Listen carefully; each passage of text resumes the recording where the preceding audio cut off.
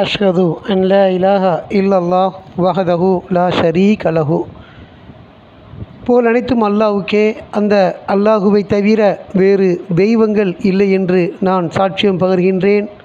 நாம் வழிபடக்கூடிய அந்த அல்லாஹ் தனித்தவராகவும் ஒருவராகவும் இணைகளற்றவராகவும் ஏகோபித்த அதிகாரத்திற்கு உரிமை உள்ள ஒருவராகவும் இருக்கின்றார். அத்தகைய மகத்தான நம்முடைய இரட்சகரை, படைப்பாளரை, வழங்குபவரை, மன்னிப்பவரை, நம்முடைய பிரார்த்தனைகளுக்கு பதிலளிக்கக்கூடிய அந்த ஒருவரை இங்கே நாம் நினைவு கூறுவதற்காக, அவரை போற்றி புகழுவதற்காக, அவரை மட்டும் கலப்படமின்றி தனித்து வழிபடுவதற்காக, அவருடைய வேதத்திலிருந்து கற்றுக்கொள்வதற்காக இந்த ஜும்மாவுடைய முதல் அமர்விலே நாம் அமர்ந்திருக்கின்றோம். அவரை மட்டுமே வழிபடக்கூடிய ஒரு மாபெரும் அரிய பெரிய பாக்கியத்தை அல்லாஹ் நமக்கு வழங்கி நம்மை கௌரவித்திருக்கின்றார். நம்மை பாக்கியவான்களாக ஆக்கி வைத்திருக்கின்றார். அவருடைய அடியார்களாக ஆக்கி வைத்திருக்கின்றார். அல்ஹம்துலில்லாஹ். அந்த வகையில் நாம் பெரும் பாக்கியசாலிகளாக இருக்கின்றோம். அல்ஹம்துலில்லாஹ். அல்லாஹுடைய வார்த்தைகளான இந்த அல் குர்ஆன் 114 அத்தியாயங்களை கொண்டதாகவும் 6346 வசனங்களை கொண்டதாகவும் உள்ளது. அல்லாஹ்வுடைய வார்த்தைகளான இந்த அல் குர்ஆன் மட்டுமே மார்க்கத்தின் ஆதாரம் என்றும், இந்த குர்ஆனை தவிர வேறு எந்த ஒன்றும் மார்க்கத்தின் ஆதாரமோ அடிப்படையோ கிடையாது என்றும் நாம் ஒரு தெளிவான அறிவை, புரிந்து கொள்ளுதலை அடைந்திருக்கின்றோம். அல்ஹம்துலில்லாஹ். அங்கனம் இந்த குர்ஆனுடைய வார்த்தைகளிலிருந்து நாம் ஒவ்வொரு முறையும் கற்றுக்கொண்டு வருகின்றோம். சென்ற வாரங்களில் சூரா 79 32 வசனங்கள் வரைக்கும் நம்ம பார்த்துருக்குறோம். இன்றைக்கி இன்ஷா அல்லாஹ் 33 தொடங்குவோம். இந்த சூரா 46வது வசனத்தில் முடியுது. முடிஞ்ச வரைக்கும் நாம் இன்ஷா அல்லாஹ் பார்ப்போம். அவுது பில்லாஹி மினஷ் ஷைத்தானிர் ரஜீம். சூரா 79 வசனம் 33. மேலே பார்த்த விஷயங்கள் என்ன அப்படின்னா, அல்லாஹ் நம்முடைய படைப்பை பற்றி சொல்கிறாரு. பிரம்மாண்டமான படைப்புகளை பற்றி சொல்கிறாரு. அதை விட மனிதனை படைப்பது ஒன்றும் பெரிதில்லை, மிகவும் எளிதானதுங்கிறத சொல்கிறாரு. இருளையும் ஒளியையும் உள்ள இரவு பகலை படைத்ததை பற்றி சொல்கிறாரு. ஒன்று வெளிச்சமாகவும் பிரகாசமானதாகவும் ஒன்று இருளாகவும் இருக்குதுங்கிறத சொல்கிறாரு. இந்த பூமி என்ன வடிவத்தில் இருக்குது அப்படிங்கிறத நாம் இருந்த இடத்துலேருந்து பார்க்க முடியாது. நம்முடைய அந்த சுழற்சி, அந்த சூரியனுடைய ஒளி, அதோட நிழல் தொடர்ச்சி ஒரு வருஷம் நம்ம பார்த்தோம்னா அதோட நீள அகலத்தை வச்சு நம்மளால் கண்டுபிடிக்க முடியும். அப்படியான ஒரு விஷயத்தையும் அறிவையும் அறிவியலையும் அல்லாஹ் 30வது வசனத்தில் சொல்கிறார். இந்த பூமி முட்டை வடிவில் என்ன செஞ்சார், அவர் ஆக்கினார் அப்படிங்கிறத பார்த்தோம். அந்த பூமியிலிருந்து தான் அதற்குரிய தண்ணீரையும் மேய்ச்சல் நிலத்தையும் அவர் உருவாக்கினார். மலைகளை நிலைநிறுத்தினார் அப்படிங்கிறது கடைசியாக பார்த்தோம். இந்த பூமியில் மலைகளை நிலைநிறுத்தினார் அப்படின்னு சொல்லி சொல்கிறார். இதுக்கு அடுத்து வரக்கூடிய 33 அவுது பில்லாஹி மினஷ் ஷைத்தானிர் ரஜீம். இவை அனைத்தும் உங்களுக்கும் உங்களுடைய பிராணிகளுக்கும் வாழ்விற்கான ஆதாரங்களை வழங்குவதற்காகவே ஆகும் அப்படின்னு சொல்கிறார். இதெல்லாம் படைச்சது எதுக்கு? இந்த பூமி அதில் படைச்சது எதுக்கு அப்படின்னா, உங்களுக்கும் உங்களுடைய பிராணிகளுக்கும் வாழ்விற்கான ஆதாரங்களை வழங்குவதற்காகவே ஆகும். ஒவ்வொன்றும் இந்த பூமியில் வாழணும். அது வாழ்வதற்கு அல்லாஹ் இந்த பூமியை நமக்கு ஆக்கி தந்திருக்கிறாரு. அது நமக்கும் வாழ்வாதாரத்தை வழங்கக்கூடிய ஒரு பூமியாக இருக்குது. நமக்கான பிராணிகள், நாம் மாமிசமாக உட்கொள்ளக்கூடிய அனைத்து பிராணிகளுக்கும் அது வாழ்வாதாரமான பூமியாக இருக்குது. அதுக்கு தான் நம்ம இவைகளை வழங்கியிருக்கின்றோம் அப்படின்னு சொல்கிறார். இந்த பூமி மட்டும் நம் வாழ்வதற்கு மட்டும் உள்ளதில்லை, நம்முடைய வாழ்வாதாரங்கள் கிடைப்பதற்கான ஒரு ஸ்தலமாகவும் எல்லாம் அதை ஆக்கி வச்சிருக்கிறார். எவ்வளோ பிராணிகளை நாம் உட்கொள்கிறோம். ஒரு நாளைக்கு கொடான கோடி உயிர் பிராணிகள் அறுக்கப்படுது, மனிதர்களுக்கு மாமிசங்களாக வழங்கப்படுது, பங்கிடப்படுகிறது. அதெல்லாம் அந்த மேய்ச்சல் நிலங்களிலிருந்து தான் அவைகள் பலன் அடைகிறது. நம்மளால் திங்க முடியாத புல்பூண்டுகள் எல்லாம் அது மேய்ச்சல் நிலங்களாக இருந்து நம்முடைய விலங்கினங்களுக்கு ஒரு உணவாக அமையுது. அந்த விலங்கினங்கள் ஆரோக்கியமான அந்த உணவை சாப்பிட்டா தான் ஒரு கொழுத்த பிராணியாக இருக்க முடியும். ஒரு கொழுத்த பிராணியாக இருக்கக்கூடியது நமக்கு நிறைய மாமிசங்களை வழங்கக்கூடிய ஒரு உயிர் பிராணிகளாக இருக்குது. இப்படி எல்லாம் நமக்கு ஆக்கி வச்சிருக்கிறார். மனிதருக்கான உணவும் அதில் இருக்குது. நிறைய மரம் செடிகள், சில மரங்கள் சுவாசத்தை தரக்கூடிய ஆக்சிஜனை வெளியிடக்கூடிய மரங்கள் இருக்கும். சில மரங்கள் நிழல் மட்டும் தரக்கூடிய ஆக்சிஜனை வெளியிடும், நிழலும் தரக்கூடிய மரமாக இருக்கும். சில மரங்கள் பயன் தரக்கூடிய மரமாக இருக்கும். இப்படி பல வகை மரங்கள் இருக்குது, பயிர்கள் இருக்குது. அதிலேருந்து நாம் என்ன செய்கிறோம், நம்முடைய வாழ்விற்கான ஆதாரங்களை அதில் பெற்றுக்கொள்கிறோம். இதெல்லாம் இந்த பூமி இல்லைன்னு சொன்னால், பூமிக்கு மேலே வளரக்கூடிய மரமாக இருக்கும், பூமிக்கு கீழே வேர்கள் இருக்கும். அந்த வேரின் மூலமாகத்தான் அது தன்னுடைய தண்ணி சத்துக்களை உறிஞ்சி அந்த மரங்கள் ஆரோக்கியமாக இருக்கிறத நம்ம பார்க்குறோம். ஆக நமக்கான வாழ்வாதாரமாக இந்த பூமியிலேயே எல்லாம் ஆக்கியிருக்கிறார். இவை அனைத்தும் எதற்கு படைச்சேன்னு சொன்னால், உங்களுக்கும் உங்களுடைய பிராணிகளுக்கும் வாழ்விற்கான ஆதாரங்களை வழங்குவதற்காகவே இந்த பூமியை நாம் படைத்திருக்கின்றோம் அப்படிங்கிறார். நாம் இந்த வாழக்கூடிய பூமி ஈர்ப்பு தன்மை உள்ள ஒன்றா இருக்குது. அதனால தான் நாம் உட்கார்ந்த இடத்துல உட்கார்ந்துருக்கிறோம், அசையாமல் இருக்கிறோம். அது எவ்வளோ வேகமாக தன்னைத்தானே சுற்றிக்கிட்டு சுற்றி வளர்ந்து வந்துகிட்டே இருக்குதோ, அது நம்ம அதோடய அசைகளை நம்ம அறியலை. ஏன்னா அதனுடைய வேகம் ஒரே சீராக இருந்துகிட்ருக்குது. அது மாதிரி ஒரு ஈர்ப்பு தன்மை இல்லைன்னு சொன்னால் நாமளே இங்கே உட்கார்ந்துருக்க முடியாது. ஒரு மிதக்கும் தன்மை உள்ள ஒன்றா என்ன செய்வோம், மாறிடுவோம். ஒரு தண்ணியில் ஒரு தர்மாக்கோலை போடுறோம், ஏன் மிதக்குது? அது கனமில்லாத ஒரு பொருளாக இருக்குது, ஈர்ப்பு சக்திக்கு உட்படலை. ஸோ அது மிதக்குது. அது தண்ணி அடிக்கிற வாக்கிலலாம் அது போயிட்டுருக்கும். அது நாம் ஒரு வெயிட் இருக்கோம், கனம் நம்மளுக்கு இருக்குது. அதனால் நம்ம பூமியோட ஒட்டி இருக்கிறோம், ஈர்ப்பு தன்மையால் ஈர்க்கப்பட்டு இருக்கிறோம். இது மாதிரியான ஒரு செட்டப் இல்லைன்னா நம்முடைய வாழ்வே ரொம்ப கஷ்டமாயிடும். அப்போ இந்த பூமியை அல்லாஹ் படைச்சிருக்கிறது இவை அனைத்தும் உங்களுக்கும் உங்களுடைய பிராணிகளுக்கும் வாழ்விற்கான ஆதாரங்களை வழங்குவதற்கே ஆகும் அப்படிங்கிறார். நாம் பூமியில் வாழவும் செய்கிறோம், இங்கே சுவாசிக்கிறோம், நடமாடுறோம், படுக்கிறோம், நிற்கிறோம், இருக்கிறோம், உணவுகளை நம்ம உட்கொள்கிறோம். எல்லா விதமான வாழ்வின் ஆதாரமாக இந்த பூமி இருக்குது. அதுலேருந்து தான் நாம் பெறப்பட்டு கொண்டு இருக்கிறோம் அப்படின்னு பார்க்குறோம். பின்னர் அந்த மாபெரும் அடியானது வரும் பொழுது, அசைவே இல்லாமல் ஒரு நார்மலாக இருந்துக்கிட்டே இருக்குதே, இது இப்படி இருக்குமா அப்படின்னா அப்படி இல்லை அப்படின்னு நல்லா சொல்கிறார். பின்னர் அந்த மாபெரும் அடியானது வரும் பொழுது, மறுமை அந்த நாள் நெருங்கும் பொழுது, மறுமை ஏற்படும் பொழுது, அதுக்கு முன்னாடி என்ன நடக்குது, இந்த உலகத்தை ஒரு காலாவதியான தேதிக்கு வருது. அந்த நாளில் பல சம்பவங்கள் நடக்குது.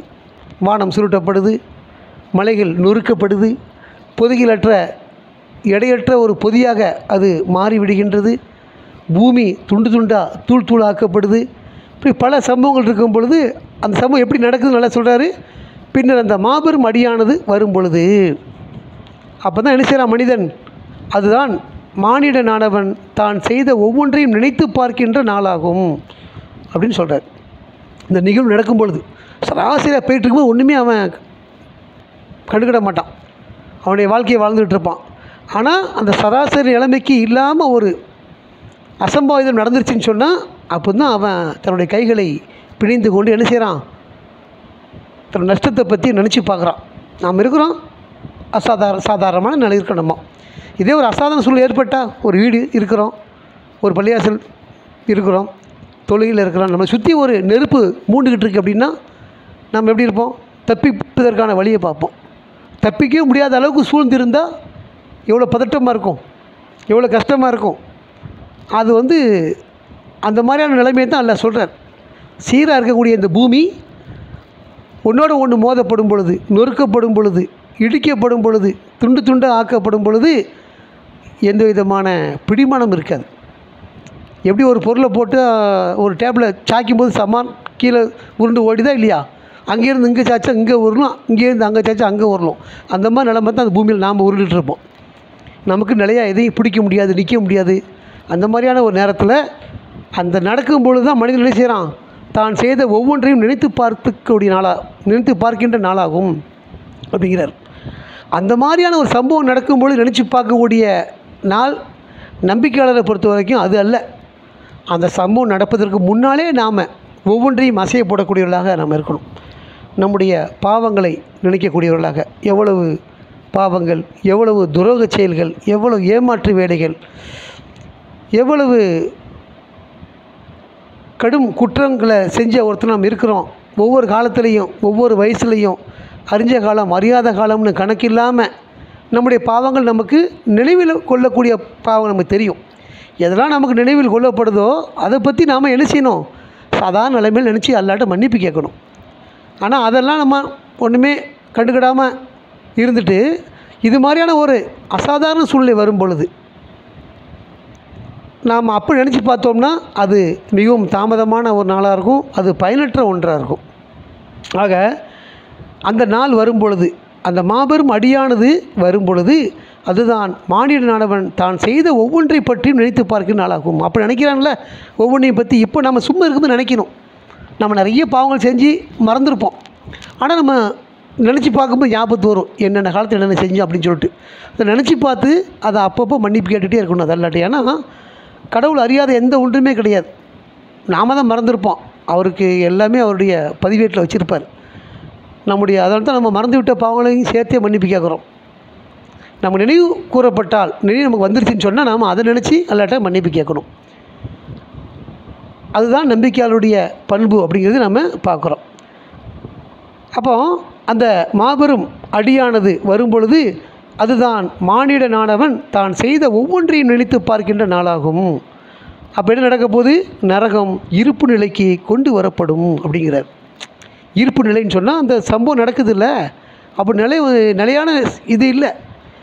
பூமிக்கு இருப்பு இல்லைன்னா எதையும் வெயிட் பார்க்க முடியாது, எடையை போட முடியாது, நம்முடைய இருப்புகள் இருக்காது. இப்போ நம்ம சந்திர மண்டலம்லாம் போகிறாங்கள்ல விண்வெளி ஆராய்ச்சியாளர்கள், அங்கே ஏன் அவன் நடக்கும்போது காலை தூக்கி அப்படியே பறக்கிற மாதிரி தான் நடக்கிறான். ஏன்னா அந்த சந்திர மண்டலத்தில் ஈர்ப்பு சக்தி கிடையாது. ஈர்ப்பு சக்தி இல்லைன்னா நம்ம அங்கே சீராக நம்மளால் நடக்க முடியாது, ஓட முடியாது, இயங்க முடியாது.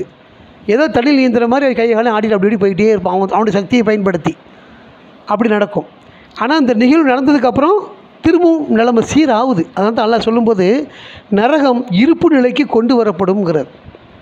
திரும்ப அது மாதிரி இல்லாமல் ஸ்டெடியாக இருக்கக்கூடிய அந்த நரகம் இருப்பு நிலைக்கு கொண்டு வரப்படும்.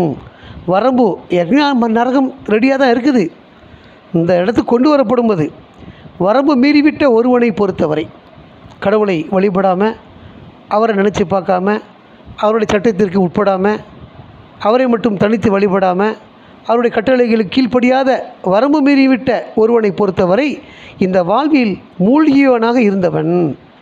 யார் வரம்பு மீறியவன் சொன்னானிக்கு, இந்த வாழ்வில் இந்த உலகத்தில் வாழ்ந்தால் போதும், இதுதான் வாழ்க்கை, இதுக்கப்புறம் இன்னொரு வாழ்க்கை இல்லை அப்படின்னு நினச்சி வாழ்கிறான்ல, அவன் தான் என்ன செய்வான்? தன்னுடைய லாபத்தை மட்டுமே பார்த்துட்டு இருப்பான். எதிராளியுடைய நஷ்டத்தை கணக்கு பார்க்க மாட்டான். அவன் எப்படியும் போயிட்டு போகிறான், நமக்கு லாபம் கிடைக்கணும், அதிலே குறிக்கோளாக இருப்பான். அதான் இந்த வாழ்வில் மூழ்கியவன்.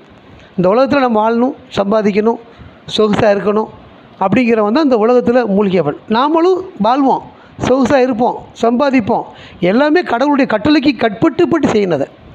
அப்படி செஞ்சு நாம் மகிழ்ச்சியாக இருக்கிறது தவறில்லை, அது அல்லாஹ் நம்ம கொடுக்குற மகிழ்ச்சியாக இருக்குது. அது ஆனால் நேர்மையற்ற சம்பாத்தியங்களால் இந்த உலகமே சதம் என்று இருப்பதை அல்லாஹ் தடை செய்கிறார்.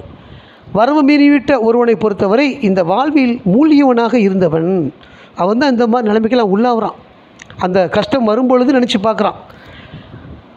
தன்னுடைய இரட்சகரின் மாட்சிமையை அஞ்சி பாவகரமான மோகங்களில் இருந்து தன்னையே தடுத்து கொண்டவனை பொறுத்தவரை, அடுத்த 40 சொல்கிறார் அடுத்த விஷயத்தை. அப்போது முதல்ல சொல்லக்கூடியது நம்பிக்கையற்ற ஒருத்தனை பற்றி. மானிடனானவன் தான் செய்த ஒவ்வொன்றை நினைத்து பார்க்கின்ற நாளாக அது இருக்கும். நரகம் இருப்பு நிலைக்கு கொண்டு வரப்படும். வரம்பு மீறிவிட்ட ஒருவனை பொறுத்தவரை இந்த வாழ்வில் மூழ்கியவனாக இருந்தான். அந்த இருந்த ஒருத்தனை அவனுடைய இடம் எங்கே? நரகம்தான் அவனுடைய தங்கும் இடமாக, இருப்பிடமாக இருக்கும் அப்படின்னு அல்லாஹ் 39 சொல்கிறார். அது அந்த மாதிரியான கேட்டகரியிலிருந்து நாம் இருக்கக்கூடாதுங்கிறதுக்கு தான் இந்த பாடங்களை படிக்கிறோம், இந்த படிப்பினைகளை பெறுறோம். இப்படி நரகவாசி நிலைமை இது மாதிரி இருக்குது. நாம் அது மாதிரி இல்லாமல் அல்லாஹ்வை நம்பிக்கை கொண்ட மக்களாக இருக்கிறோம். நம்முடைய செயல்பாடுகளை அவருடைய கட்டளைக்கு ஏற்ப மாற்றி சீராக வைத்து அவரை நாம் சார்ந்திருந்து அவற்றை மன்னிப்பு பெற்று இந்த உலகத்திலேயே மீட்சி அடைவதற்கான எல்லா வழிகளையும் செய்வதற்கு அல்லாஹ் நம்ம பிரார்த்தனை பண்ணி மீண்டு கொள்ளணுங்கிறது தான் இந்த வார்த்தைகளிலிருந்து நாம் கற்றுக்கொள்கிறோம். தொடர்ச்சியாக நாம் 40வது வசனத்திலிருந்து பார்ப்போம். தூபு இலல்லாஹ். அல்ஹம்துலில்லாஹ் அஷ்ஹது அன் லா இலாஹா இல்லல்லாஹ் வஹதஹு லா ஷரீக லஹு. புகழ் அனைத்தும் அல்லாஹ்வுக்கே, அந்த அல்லாஹுவை தவிர வேறு தெய்வங்கள் இல்லை என்று நான் சாட்சியம் பகர்கின்றேன். நாம் வழிபடக்கூடிய அந்த அல்லாஹ் ஒருவராகவும் இணைகள் அற்றவராகவும் தனித்தவராகவும் ஒவ்வொன்றையும் செய்யக்கூடியவராகவும் ஒவ்வொன்றையும் கண்காணிக்கக்கூடியவராகவும் நம்மை பாதுகாக்கக்கூடியவராகவும் இருக்கின்றார். அத்தகைய மகத்தான நம்முடைய இரட்சகரை இங்கே நினைவுகூறுவதற்காக, அவரை புகழ்வதற்காக, அவரை போற்றுவதற்காக இந்த ஜும்மாவுடைய 2வது அமர்விலே நாம் அமர்ந்திருக்கின்றோம். மாஷா அல்லா, லா குவத்த இல்லா பில்லா, அல்ஹம்துலில்லா. தொடர்ச்சியாக இந்த 79வது சூரானுடைய வசனம் 40 பார்ப்போம். அவுது பில்லாஹி மினஷ் ஷைத்தானிர் ரஜீம். தன்னுடைய இரட்சகரின் மாட்சிமையை அஞ்சி பாவகரமான மோகங்களில் இருந்து தன்னையே தடுத்து கொண்டவனை பொறுத்தவரை, இது நம்பிக்கையாளரை பற்றி எல்லாம் சொல்லுது. எல்லாருக்குமே மோகம் இருக்கும், தாகம் இருக்கிற மாதிரி மோகம் இருக்கும்.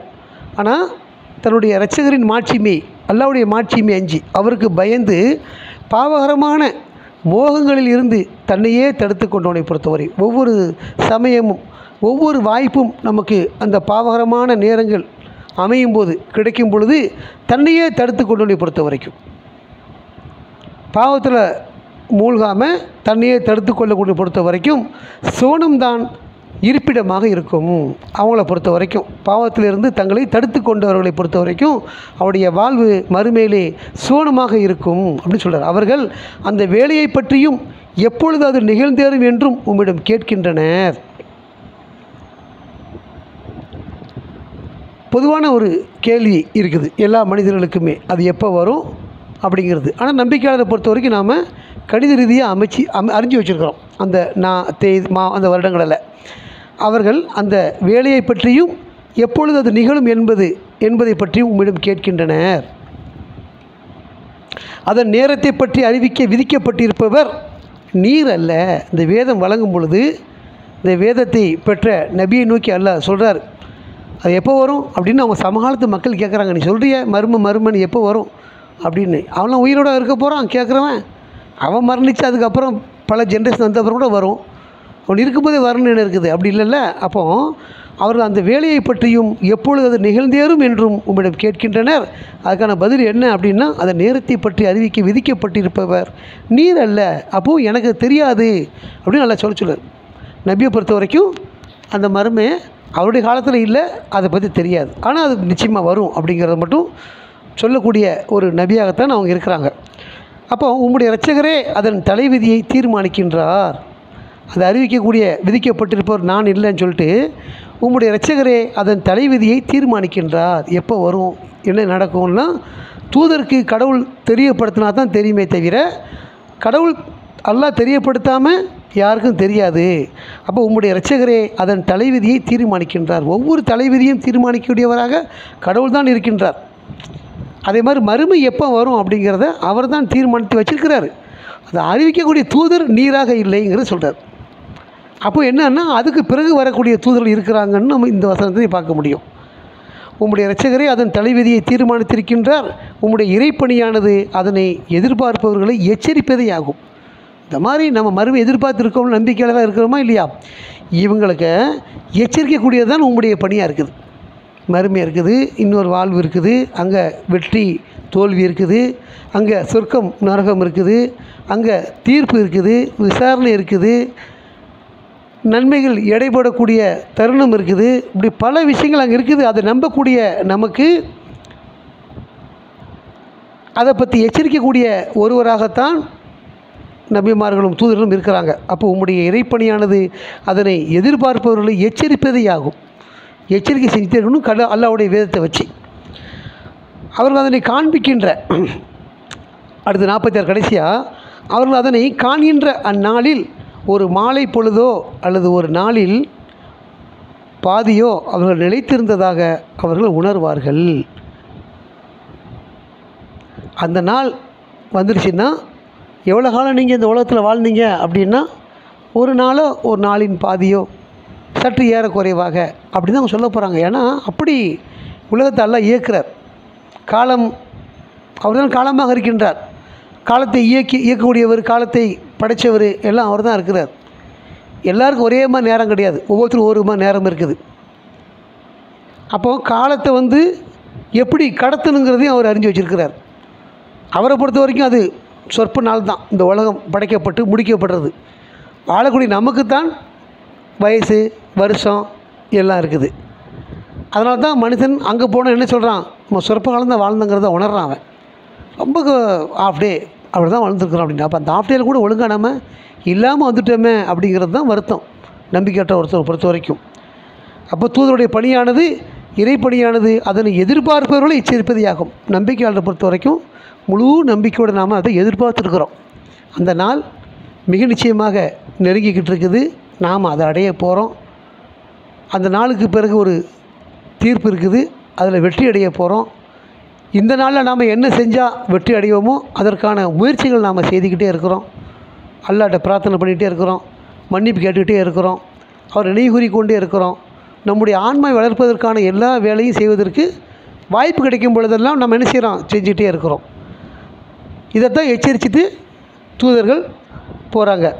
அதை நாம் எச்சரிக்கையை நம்ம கவனத்தில் கொண்டு நடக்கணும். நேர்மையாக நடக்கணும், உண்மையாக நடக்கணும், சரியான பார்வையாக பார்க்கணும், ஏமாற்று துரோக செயலை செய்யக்கூடாது, பாலியல் குற்றங்கள் செய்யக்கூடாது, முறையான உறவுகள் இருக்கணும். இதை மீறி செஞ்சுருந்தால் நம்ம பாவ மன்னிப்பு கேட்கணும். அப்படிங்கிறதெல்லாம் நம்ம அறிஞ்சிருக்கிறோம். அப்போது தூதருடைய ஒரே இறைப்பணி எச்சரிச்சுக்கிட்டே இருக்குது. அது எச்சரிக்கை எப்போவுமே இந்த வேதத்தில் இருந்துகிட்டு இருக்குது. நமக்குமே ஞாபகம் வந்துகிட்டே இருக்கும் அந்த எச்சரிக்கைகள். அப்பப்போ நம்ம சின்ன சின்ன தண்டனை அனுபவிப்போம். அதெல்லாம் நம்முடைய எச்சரிக்கையாக எடுத்துக்கொள்கிறோம். அல்லாஹ்வுடைய நம்முடைய பாவங்களுக்கான நம்முடைய கரங்கள் செய்த பாவத்திற்காக நாம் அப்பப்போ சின்ன சின்ன தண்டனைகளை நோய்வாய்ப்படுறோம். எவ்வளோ வியாதிகள் பல விதமாக இருக்குது. இதெல்லாம் நம்முடைய தண்டனையாக அமையுது. இந்த நோய்க்கு நிவாரணம் கிடைக்கிது. ஏன்னா நம்ம நிறைய அப்போது அல்லாஹ்வை சார்ந்து மன்னிப்பு கேட்குறோம். திரும்பி என்ன செய்யக்கூடாது, ஆட்டம் போடக்கூடாது. திரும்பவும் நம்ம அல்லாஹ்வை சார்ந்து அதை நினச்சி அந்த பாவங்களை நினச்சி மன்னிப்பு கேட்டே இருந்தாலே மீண்டும் பாவம் செய்ய வாய்ப்பு நமக்கு நினைக்க மாட்டோம். மன்னிப்பு கேட்காத சூழ்நிலையில் தான் அந்த பாவம் வர வர நம்ம அது எந்த விதமான குற்ற உணர்வும் இல்லாமல் செஞ்சுக்கிட்டு இருப்போம். எப்போ நம்ம குற்ற உணர்வோடு செய்வோம்னா மன்னிப்பு கேட்டே இருக்கும் பொழுது தான். ஆனால் மன்னிப்பு கேட்டே இங்கே இருக்கிறோம், அங்கே பாவம் செய்தே இருக்கிறோமே அப்படிங்கிற ஒரு நமக்கே ஒரு உறுத்துதல் வரும். அதனால தான் மன்னிப்பு கேட்குறத வலிமையாக்கி வச்சுருப்போம். நம்ம வைக்கணும். நம்ம கடவுள் நினச்சிட்டே இருக்கணுங்கிறது சட்டமாக இருக்குது. நம்ம நினச்சிட்டே இருக்கிறது இல்லை, அதுவே ஒரு பாவமாகிடுதில்ல. தன்னைத்தானே எவன் நான் பாவமே செய்யணும்னு நினச்சிக்கிறானோ அவன் குறைஞ்சபட்சம் அதுலேயாவது ஈடுபடணும்ல. நாம் கடவுளை நினைக்க வேண்டிய கடமை நமக்கு இருக்குது. ஒரு நாளின் அதிக நேரமாக நம்ம அல்லாஹ்வை தான் நினச்சிருக்கணும். எதை நம்ம நினச்சிருக்கிறோமோ அது நம்முடைய தெய்வம் ஆகிடும். நம்ம தொழிலாக இருந்தால், மனைவியாக இருந்தால், மக்களாக இருந்தால், நம்முடைய சொத்தாக இருந்தால், சேர்த்து வைத்ததாக இருந்தால், இதெல்லாம் நினச்சிட்டே வாழ்ந்தோம்னு சொன்னால் அதுதான் நம்முடைய தெய்வமாக அங்கே மாறிடும். ஏன்னா அல்லாஹ்வுடைய கட்டளை இரவும் பகலும் நீங்கள் என்ன செய்யணும், கடவுள் நினைங்கன்னு சொல்கிறார். நீ இரவும் பகலும் எதை நினச்சிட்டு இருக்கியோ கடவுள் ஆகிடும் அந்த இடத்துல. அதுதான் நம்முடைய கடவுள் ஆகிடும். அது நம்மளை ஒருபோதும் காப்பாற்றாது. அப்போ கடவுளையே சார்ந்து இருந்து நாம் மன்னிப்பு கேட்டே இருந்தால் மீண்டும் பாவம் செய்வதற்கான வாய்ப்புகள் நமக்கு குறைவாக இருக்கும். அதையும் அல்லாட்டே நம்ம கேட்கணும். பாவம் செய்வதற்கான வாய்ப்புகளையே இல்லாமல் ஆக்குவதற்கு அல்லாட்ட நம்ம பிரார்த்தனை செய்யணும். அப்போ உம்முடைய இறைப்பணியானது அதனை எதிர்பார்ப்பவர்களை எச்சரிப்பதையாகும். அவர்கள் அதனை காண்கின்ற அந்த நாளில், அந்த நேரத்தை காணும் பொழுது நாம் அது மறுமை அடைஞ்சிட்டோம்னு சொன்னால் ஒரு மாலை பொழுதோ அல்லது ஒரு நாளின் பாதியோ அவர்கள் நிலைத்திருந்ததாக உணர்வார்கள். அப்போ உணர்ந்து பிரயோஜனம் இல்லை. நம்ம அப்போ அந்த காலத்தில் இதைத்தான் உணரப் போகிறோம்னு நினச்சி இந்த காலத்தில் வாழணும். நம்ம சொற்பமான காலம் தான் வாழ்கிறோம். இந்த சொற்பமான காலத்தில் கடவுளை மட்டும் நாம் தனித்து கலப்படமின்றி வழிபடுவோம் அப்படிங்கிற முடிவெடுத்து நாம் இருக்கணும். அல்லாஹ் நமக்கு இவ்வளோ விஷயங்களை இந்த சூரா மூலமாக கற்றுக் கொடுத்துருக்கிறாரு. எதனை அல்லாஹ் நமக்கு கற்றுக் கொடுத்திருக்கின்றாரோ அதனை பின்பற்றி ஒழுகுவதற்கு அல்லாஹ் அருளும் கிருபையும் செய்வாராக என பிரார்த்தித்தவனாக இந்த ஜும்மாவை நிறைவு செய்வோம். வார்த்தையின் போல் நினைத்தும் அல்லாஹ்வுக்கே மாஷா அல்லாஹ் லா குவத்த இல்லா பில்லா அல்ஹம்துலில்லாஹ்.